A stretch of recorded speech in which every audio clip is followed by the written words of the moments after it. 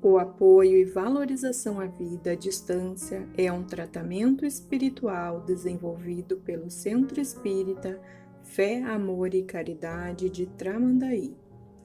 Este trabalho é realizado há 8 anos sob a coordenação espiritual de Ivone Pereira e demais benfeitores.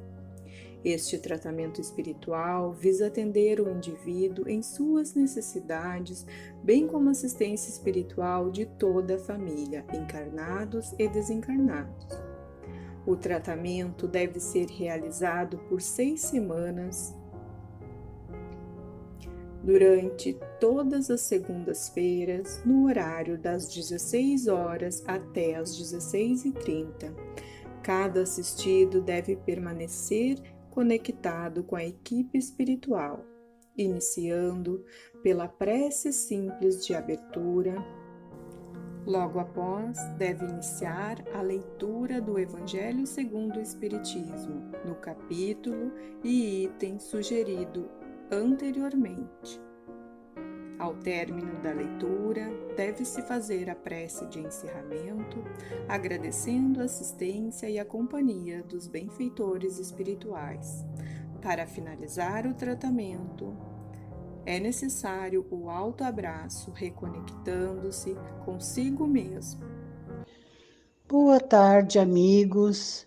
Bem-vindos a este trabalho de atendimento espiritual à distância, apoio e valorização da vida, sob a coordenação espiritual de Ivone Amaral Pereira. Vamos nos colocar em sintonia com essa equipe de benfeitores espirituais para nos acompanhar neste momento de fé, amor e caridade através da prece de abertura. Pai nosso que estás em toda parte, santificado seja o teu nome, no louvor de todas as criaturas. Venha a nós o teu reino de amor e sabedoria. Seja feita a tua vontade, acima de nossos desejos, tanto na terra quanto nos círculos espirituais.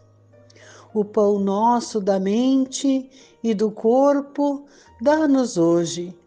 Perdoa as nossas dívidas, ensinando-nos a perdoar nossos devedores com o esquecimento de todo mal.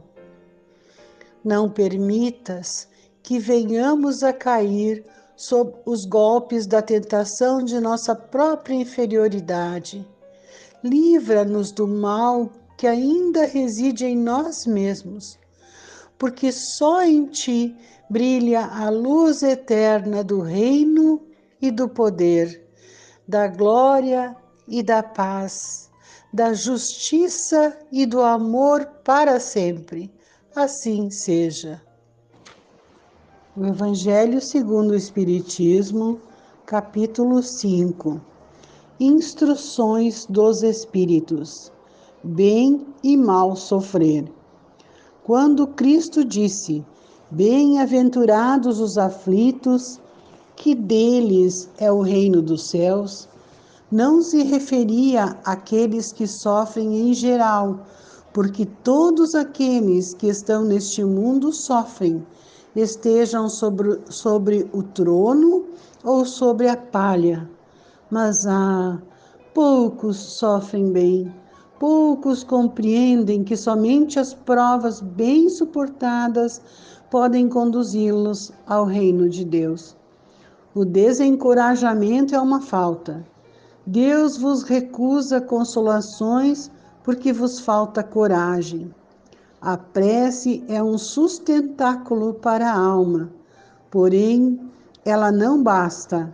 É preciso que esteja apoiada sobre uma fé viva na bondade de Deus. Frequentemente, ele vos disse que não colocava fardos pesados em ombros fracos. O fardo é proporcional às forças, como a recompensa será proporcional à resignação e à coragem.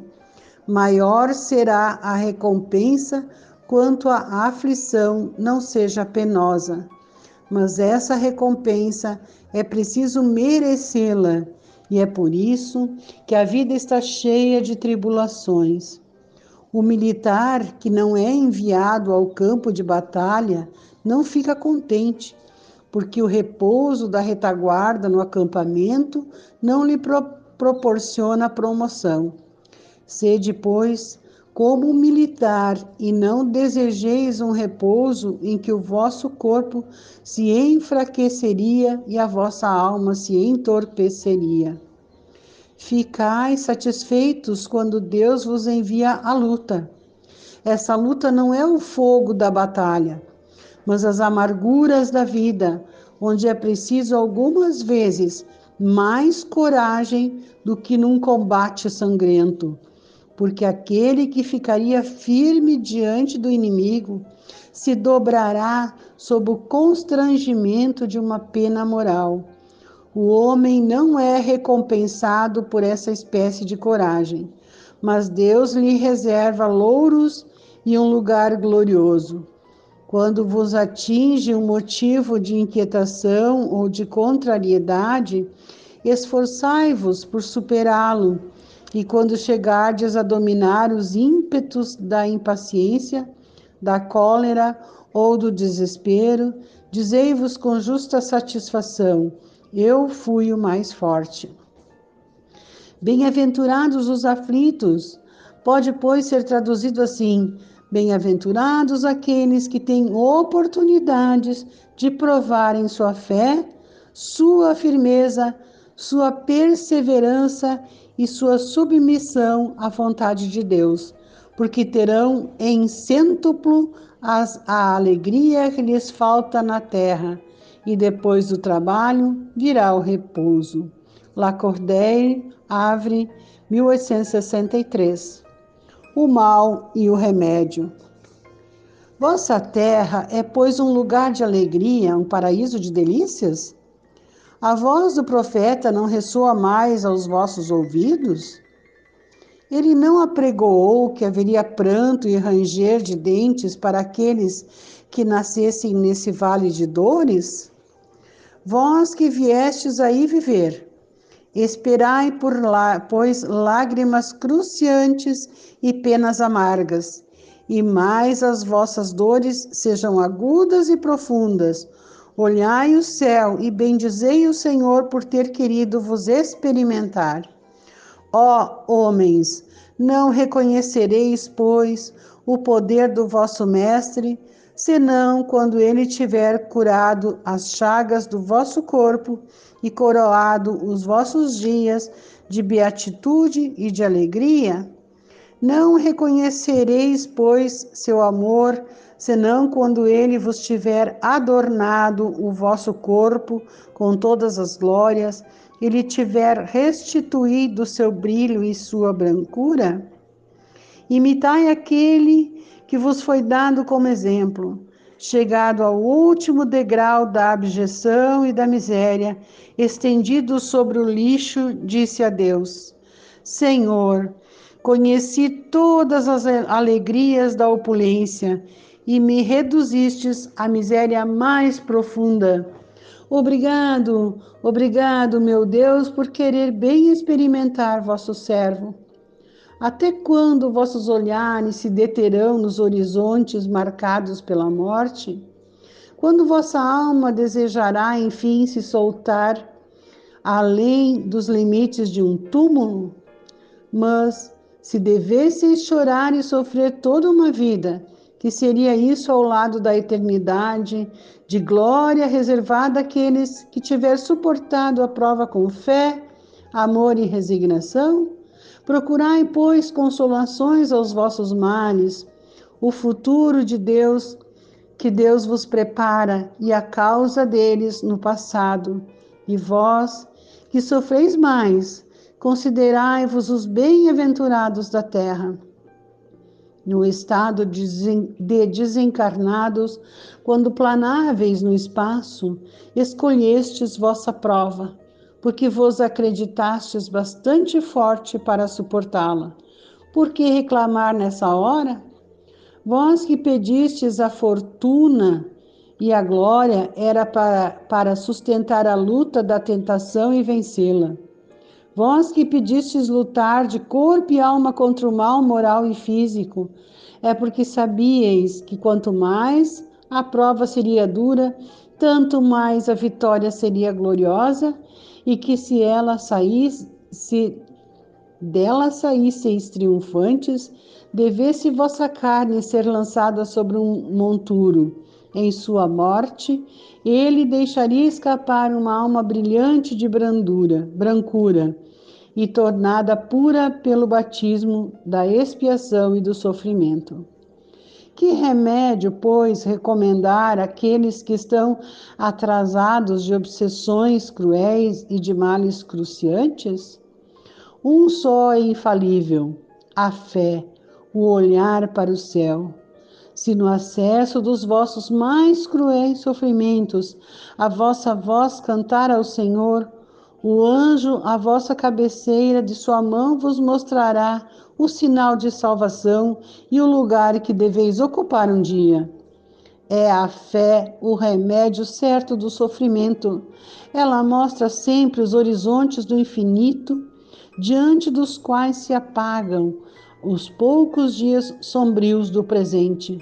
Não nos pergunteis mais, pois, qual remédio é preciso empregar para curar tal úlcera ou tal chaga, tal tentação ou tal prova.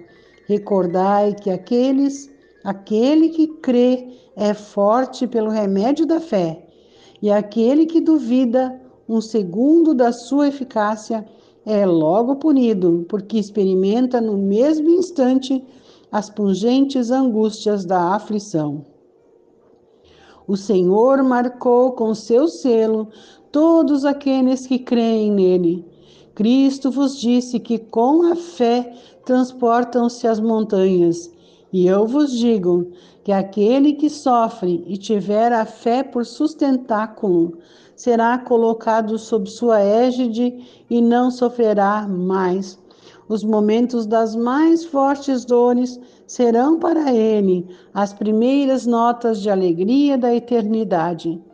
Sua alma se desprenderá de tal forma do seu corpo que, enquanto este se contorcer sob as convulsões, ela planará nas regiões celestes, cantando com os anjos os hinos de reconhecimento e de glória ao Senhor. Felizes aqueles que sofrem e que choram, que suas almas se alegrem, porque serão abençoados por Deus. Santo Agostinho, Paris, 1863. A felicidade não é deste mundo. Não sou feliz. A felicidade não foi feita para mim, exclama geralmente o homem em todas as posições sociais. Isso, meus caros filhos, prova melhor do que todos os raciocínios possíveis a verdade dessa máxima do Eclesiastes. A felicidade não é deste mundo. Com efeito, nem a fortuna, nem o poder, nem mesmo a juventude florescente são as condições essenciais da felicidade. Digo mais, nem mesmo a reunião dessas três condições são desejadas, uma vez que se ouvem sem cessar, no meio das classes mais privilegiadas, pessoas de todas as idades se lamentarem amargamente de sua condição de ser. Diante de tal resultado, é inconcebível que as classes laboriosas e militantes invejem com tanta cobiça a posição daqueles a quem a fortuna parece ter favorecido. Neste mundo, qualquer coisa que se faça, cada um tem a sua parte de trabalho e de miséria, seu quinhão de sofrimento e de decepções, de onde é fácil chegar à conclusão de que a terra é um lugar de provas e de expiações. Assim, pois, Aqueles que pregam ser a terra a única morada do homem e que só nela e numa só existência lhe é permitido atingir o mais alto grau das felicidades que a sua natureza comporta, iludem-se e enganam aqueles que os escutam, já que está demonstrado por uma experiência arquicelular secular que este globo não encerra senão excepcionalmente as condições necessárias à felicidade completa do indivíduo. Em tese geral, pode-se afirmar que a felicidade é uma utopia na busca da qual as gerações se lançam sucessivamente sem poder jamais alcançá-la. Porque se o homem sábio é uma raridade neste mundo, o homem absolutamente feliz nele se encontra menos. Aquilo em que consiste a felicidade sobre a terra é uma coisa tão efêmera para aquele que não age sabiamente, que por um ano, um mês, uma semana de completa satisfação, todo o resto se escoa numa sequência de amarguras e decepções. E notai, meus caros filhos, que falo aqui dos felizes da terra, daqueles que são invejados pelas multidões. Consequentemente, se a morada terrestre está destinada às provas e à expiação, é preciso admitir que existem alhures moradas mais favoráveis, onde o espírito do homem, ainda aprisionado numa carne material, possui em sua plenitude os prazeres ligados à vida humana. Por isso, Deus semeou no vosso turbilhão esses belos planetas superiores, para os quais os vossos esforços e as vossas tendências vos farão gravitar um dia, quando estiverdes suficientemente purificados e aperfeiçoados. Todavia, não deduzais de minhas palavras que a terra esteja dedicada para sempre a uma destinação penitenciária. Não, certamente, porque dos progressos realizados podeis deduzir facilmente os progressos futuros, e dos melhoramentos sociais conquistados, novos e mais fecundos melhoramentos. Tal é a tarefa imensa que deve realizar a nova doutrina que os Espíritos vos revelaram. Assim, pois, meus caros filhos, que uma santa emulação vos anime e que cada um dentre vós despoje energicamente o homem velho. Deveis tudo à divulgação deste Espiritismo que já começou a vossa própria regeneração. É um dever fazer vossos irmãos participarem dos raios da luz sagrada. A obra, pois, meus bem-amados filhos, que nessa reunião solene todos os vossos corações aspirem a esse objetivo grandioso de preparar as vossas gerações, um mundo em que a felicidade não será mais uma palavra vã. François Nicolas Madeleine, Cardeal Marlot, Paris, 1863. Perda de pessoas amadas, mortes prematuras.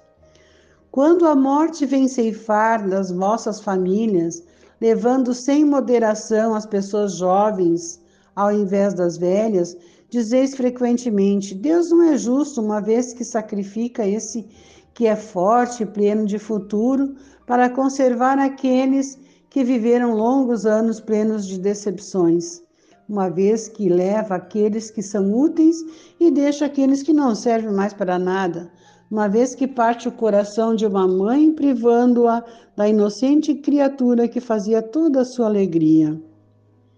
Humanos, É nisso que tendes necessidade de vos elevar acima do terra à terra da vida, para compreenderdes que o bem frequentemente está onde credes ver o mal, a sábia previdência aí onde credes ver a cega fatalidade do destino. Por que medir a justiça divina pelo valor da vossa? Podeis pensar que o Senhor dos mundos queira, por um simples capricho, vos infligir penas cruéis? Nada se faz sem um objetivo inteligente, e qualquer que seja ao que chegue, cada coisa tem sua razão de ser. Se perscrutasseis melhor todas as dores que vos atingem, nelas encontraríeis sempre a razão divina, razão generosa, e vossos miseráveis interesses seriam uma consideração secundária que relegaríeis ao último plano. Crede-me, a morte é preferível para a encarnação de 20 anos a esses desregramentos vergonhosos que desolam as famílias honradas, partem o coração de uma mãe e fazem, antes do tempo, branquear os cabelos dos pais. A morte prematura, frequentemente, é um grande benefício que Deus concede àquele que se vai, e que se encontra, assim, preservado das misérias da vida ou das seduções que teriam podido arrastá-lo à sua perdição. Aquele que morre na flor da idade não é vítima da fatalidade, mas Deus julga que lhe é útil não permanecer por mais tempo na terra. É uma horrível infelicidade dizeis que uma vida tão plena de esperanças seja tão cedo cortada. De quais esperanças quereis falar? Das da terra, onde aquele que dela se vai teria podido brilhar, construir seu caminho e sua fortuna? Sempre essa visão estreita que não pode se elevar acima da matéria. Sabeis qual seria a sorte dessa vida tão plena de esperança, segundo vós? Quem vos diz que ela não poderia ser cheia de amarguras? Contais, pois, por nada as esperanças da vida futura, já que preferis as da vida efêmera que arrastais sobre a terra? Pensais, pois, que vale mais ter uma posição entre os homens que entre os espíritos bem-aventurados? Regozijai-vos ao invés de vos lamentar, quando apraz a Deus retirar de um de seus filhos deste vale de misérias. Não há egoísmo em desejar que ele aí permanecesse para sofrer convosco. Essa dor se concebe naquele que não tem fé e que vê na morte uma separação eterna. Mas vós, espíritas, sabeis que a alma vive melhor desembaraçada de seu envoltório corporal. Mães, sabeis que vossos filhos bem-amados estão perto de vós. Sim, bem perto. Seus corpos fluídicos vos cercam, seus pensamentos vos protegem. Vossa lembrança os embriaga de alegria, mas também vossas dores desarrazoadas os aflige, porque elas denotam uma falta de fé, são uma revolta contra a vontade de Deus. Vós que compreendeis a vida espiritual, escutai as pulsações de vosso coração, chamando esses entes bem-amados, e se pedirdes a Deus para os abençoar, sentireis em vós essas poderosas consolações que secam as lágrimas, essas aspirações maravilhosas que vos mostrarão o futuro prometido pelo soberano Senhor. Sansão, antigo membro da Sociedade Espírita de Paris, 1863. Finalizamos este momento agradecendo o apoio de nossos amigos espirituais que nos acompanharam, seguindo confiantes e perseverantes na valorização de nossa vida e no Evangelho de Jesus, com a prece aos espíritos protetores do Evangelho segundo o Espiritismo. Espíritos sábios e benevolentes, mensageiros de Deus, cuja missão é assistir os homens e conduzi-los no bom caminho. Sustentai-me nas provas desta vida, dai-me a força de suportá-las sem murmurar. Desviai de mim os maus pensamentos e fazei com que eu não dê acesso a nenhum dos maus espíritos que tentarem me induzir ao mal. Esclarecei minha consciência sobre meus defeitos e elevai de sobre meus olhos o véu do orgulho que poderia impedir-me de os perceber e confessá-los a mim mesmo. Vós, sobretudo, meu anjo guardião, que velais mais particularmente por mim, e vós todos, espíritos protetores, que vos interessais por mim, fazei com que me torne digno da vossa benevolência. Conheceis as minhas necessidades, que elas sejam satisfeitas segundo a vontade de Deus. Que assim seja.